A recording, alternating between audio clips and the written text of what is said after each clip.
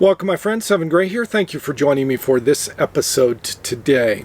Right now I'm in Denver, Colorado visiting friends and doing maintenance on the step van, which is the subject of this video. Let's roll the intro.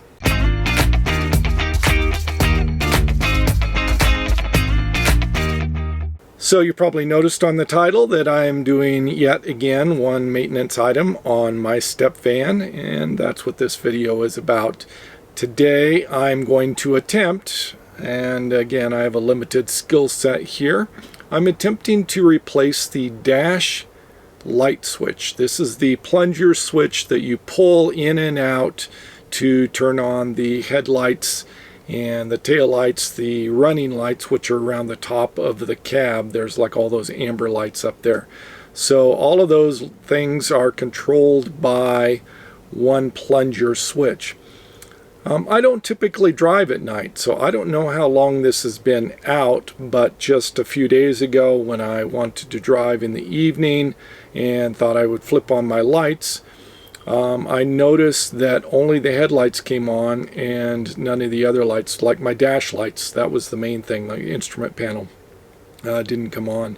And I wiggled it, nothing. And so I thought it was fuses, checked all the fuses. Fuses were fantastic. Started checking various circuits, and then I made a telephone call and talked to my friend James, who is one of my go-to people for electric stuff.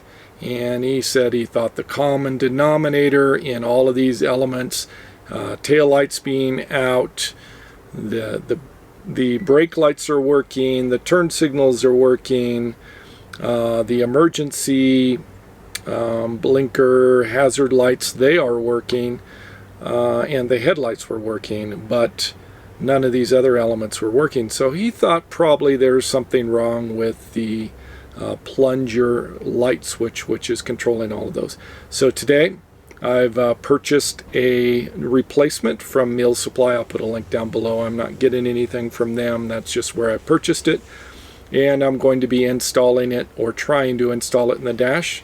And then this evening I'll do a test and see if the thing's working. I don't know if I'll be able to see during the day if those lights are working or not. Anyway, let's get to it.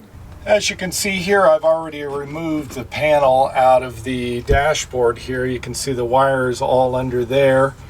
And this is the switch here that I'm looking to replace. And that's the one you pull, and then the headlights and tail lights and running lights come on, as well as the lights behind the gauges here. So I believe that this is just a standard nut here that has to be removed, and then I should be able to access it. And the replacement part is this part here. And you can see on the bottom side that there's a bunch of electrical things. So it looks like these blocks on the back here, I can just transfer into this block, and hopefully I will solve that problem, unless there's a wiring problem somewhere else in between. I used a voltmeter in here, and it looked like there was live power into all of these, so I think it's getting power and then just getting some sort of short or problem with the circuit here with the switch itself. So I'm going to switch that out. Well, I guess there's no surprise. I am stuck. I just simply can't move forward. I'm going to have to hit up either James or Steve for some advice on this very simple thing, which they probably have done hundreds of times, but I just cannot figure out. Let me show you. I've disconnected this nut here so that this slides up, but I can't get this knob with the rod to come off of here. So this has to come off in order for it to come away from this plate, and I can't get it out. It looks like it's just a friction fit, like this thing just goes down in there, but it appears to be locked in somehow on the bottom, and I don't know how to release that. So that's where I'm stuck. I have no instructions on how this works. You can see all the corrosion down in here. It's just green powder, so I'm pretty sure that's what's going on. It's just corroded and old. It's over 20 years old. So anyway, I'm going to find out how to disconnect this rod with the plunger here, and once I know that, I'll be able to move forward. Rather than bothering Steve, I decided to try something first and go to YouTube, but Everybody goes to YouTube to learn stuff. I go there. That's probably why you're here. So, interestingly enough, there is a YouTube video, and I'll put a link down below to that, and it shows you exactly how to remove this plunger switch from your light switch.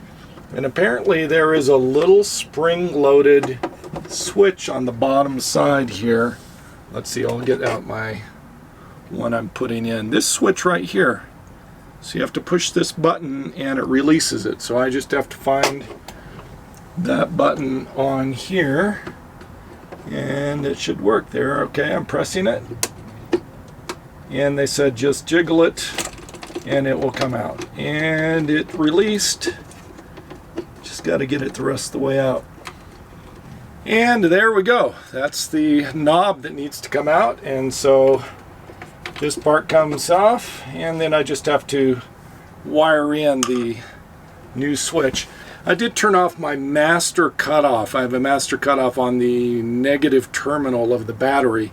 So I did that so I have no power coming in here. So next step, I guess, is unplug these plugs from the back of this and plug the new one in. Alright, I've got it off now. This is the assembly that plugs into that other piece.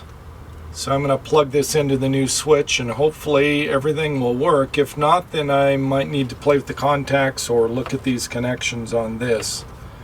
But crossing my fingers, everything works. I have the new plunger attached. You just slide this thing down in here until it clicks. You just sort of have to wiggle a little bit. So now I've just got to tighten this nut back up and test everything. I just went outside. It's a little hard to see these lights because they're not LEDs, but it appears they're all working. I'm going to wait till sunset, shoot the last of this video so you can see if all the lights are working. And I think that I've accomplished this project. Turned out to be quite a bit easier than I expected, except for that one little glitch, which YouTube answered that. Again, links down below for all of these things. It's about 6:30 in the evening. I'm parked in Steve, my friend Steve the mechanic, and here's a parking lot of his shop. So this is like an industrial park kind of thing here. And the sun is setting right now. It's absolutely gorgeous because of a little bit of ash from the forest fires that are on the other side of the mountains. I think there's 2 of them in Colorado right now. Anyway, I'm going to do my test here and see if the lights work. I think they do, but just want to see for sure if all of them are going. Okay, here we go. Key is on and lights on. Dash lights are working perfectly. And it looks like both of the tail lights are working. That is perfect. Looks like all the marker lights are working up there too. I must say that I am pleasantly surprised every time that I tackle one of these projects. I don't know if I'm going to succeed or not, especially if it's an area that is totally new and unknown to me. So it is just really wonderful when I'm able to work my way through something, figure it out, and solve a problem and fix something on my own vehicle instead of having to, go to a friend or go to a mechanic and pay for that kind of stuff to be done. And I greatly appreciate the resource of all of you as subscribers giving me feedback and input as I get stuck on various projects. Thank you so much for watching this episode.